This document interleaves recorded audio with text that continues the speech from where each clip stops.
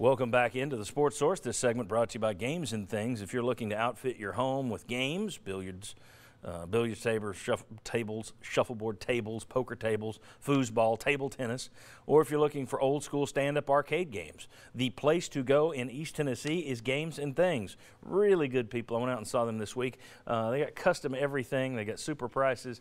And to the couple that went out there and really bought a lot of stuff last week and told them it was because of the Sports Source, I say thank you. Games and Things, go see for yourself why a lot of our clients, why a lot of our viewers go out there and like what they see. These are good folks, Games and Things. Let's go over to the wall of hoops that we put up. This thing has turned out to be a boon for Tennessee. They are 5-1, won 5 of the last 6. They've actually won 6 of the last 7 overall, but 5 of the last 6 since we put this thing up, just a way to track Tennessee in 4-game blocks. And they're now 15-5. They're 2-0 in this block. They got LSU and Ole Miss coming up. And here's the thing: if you sweep this week, Mark, we were talking about it before. If you sweep this week and go 4-0 in this block, you're going to be 17-5, which means technically, now nobody will want to do it, but technically you could go 2-6 in the last 8, and I still think you have an NCAA tournament bid wrapped up going into the SEC tournament. So they've been on a nice roll. They're taking care of business so far. Tell me about LSU and Ole Miss. Give people a very quick thumbnail sketch of the Tigers and the Rebels. Well, LSU is one of the highest octane offensives in the league. Defensively, they struggle. They don't shoot great from 3. Tremont Waters is their point guard, can really plays downhill. Then they've got an interior guy, 6'11", Duop Reith, who's really come on the last 3 games, averaging about 25 points a game. All right, and then Ole Miss.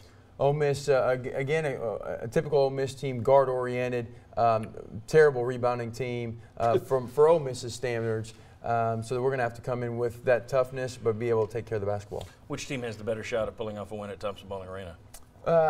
Honestly, I think LSU. I think LSU's got a better chance because I just worry this Tennessee team does not have a lot of margin for error. Everybody's starting to pat them on the back, and things are going well. If we don't stay focused, LSU's a team that they've beaten Florida. They've beaten some of the some good teams on their schedule. All right, very good. I'll stop patting them on the back. Gentleman, Joe Lunardi, and by the way, LSU is 12-8 overall, 3-5 in the SEC. Ole Miss 11-10 overall, 4-4 in the SEC. Joe Lunardi, who does the bracketology report for ESPN, he had Tennessee as a 5 seed going into yesterday's action, which basically means you're one of the top 20 seeds in the tournament. Pretty doggone good for a team that was picked 13th in the SEC this year. The Big 12 SEC Challenge. The Big 12, ESPN projected they would win 7 of the 10 games. SEC won 6 of the 10 games. Let's go ahead and look at the results here. We'll just put them up there and let you read them if we've got them. Anyway, we'll let you read them when they get up there. SEC 6 wins, Big 12 4. You got several upsets. I mean, Alabama upsetting Oklahoma. Kentucky gets past West Virginia. Chuck, you don't like this challenge. You didn't like playing out of conference. But here's the deal.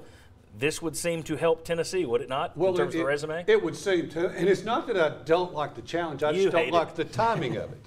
And I noticed Rick Barnes came out and agreed with me, so that's another reason why he's such a good coach. Yeah, it can't hurt Tennessee that you had a good showing from the rest of your league mates. Yeah, I think it's a positive because even in some of the basketball games that South Carolina had a chance to win that basketball game, so the SEC had a good showing. But at the end of the day, it's about each individual. I think Alabama, of all teams, helped themselves more than anybody getting that win against Oklahoma. All right, and let's go ahead and put up the SEC standings if we've got that. Here's kind of the top half of the standings board. Auburn 7-1. Bruce Pearl with a tremendous team down there, 19-2 overall. Florida a game behind them, and then Alabama, Kentucky, and Tennessee tied 2 games behind Auburn. Arkansas, Ole Miss, South Carolina a game behind them. All right, my question for you is when you look at Tennessee there, 2 games back, what percentage chance do you give the Volunteers of actually winning the SEC? Now, the way Auburn's playing right now, it's hard to picture them losing a game. But you've got, 10 games to go? Plenty of time for this thing to flip in all kinds of directions. Give me a percentage chance. I would put it at 10%. I don't see Tennessee. I just don't think they're at the caliber to win the league right now, and I don't see Auburn fading. I say 10%. Am I too low? Am I too high? I think you're a little bit too low, and the reason I think that is because Tennessee has had a couple of those games where they've lost on the stretch, where some of these other teams who I don't think they're overly that much more talented than Tennessee. Maybe a Florida team is, but Auburn's not that much more talented. So they've got a tough road slate still ahead of them. they could lose a couple games on the stretch. Give me a percentage then if I'm too low. 11%. Yeah, I thought so. All right. Josh, give me a percentage. Yeah, 15%. The back half of the SEC schedule, I think, is tougher, and you do have a 2-game difference there with Auburn, which beat you head-to-head. Mike? Yeah, I'm in there between 10 and 20 somewhere. I agree, and all of a sudden, you know, the Kentucky win at West Virginia makes you think they might be Waking more of up. a factor. Yeah. Yeah. Chuck? Is 1 and 8, 12.5%? What does that do the math? about right. Yeah, that's about what I've got, 12.5%.